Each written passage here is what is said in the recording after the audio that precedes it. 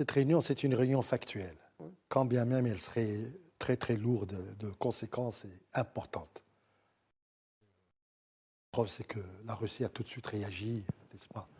Et pour ce qui est du Maroc, notre pays, c'est un pays souverain.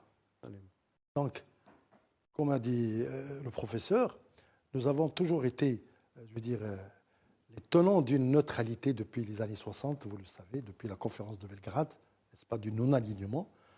Cette théorie nous a permis de nous en sortir, bien sûr, très très à l'aise, parce que, comme vous le disiez tout à l'heure, de bonnes relations avec la Russie soviétique, de bonnes relations avec le camp occidental, ne nous empêchent pas aussi, si vous voulez, d'exprimer un petit peu notre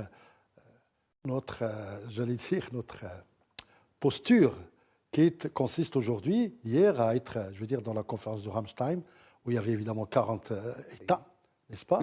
Et tout simplement, on pourrait assister comme, à la limite, comme observateur, mais comme partenaire, entre guillemets, de toute façon. En tout état de cause, on ne peut pas je veux dire, se disloquer d'un camp auquel nous appartenons, ne serait-ce que symboliquement.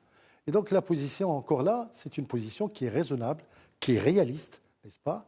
Et tout simplement aussi parce que nous marquons une différence, nous marquons aussi un arrêt dans notre expression, si vous voulez, de voir un petit peu ce qui va se passer après. Et qui sait que peut-être la conférence de Ramstein, qui évidemment qui se passe dans une base militaire allemande, n'est-ce pas, pourrait peut-être tirer, je veux dire, les ficelles et favoriser une situation quelle qu'elle soit, de toute manière.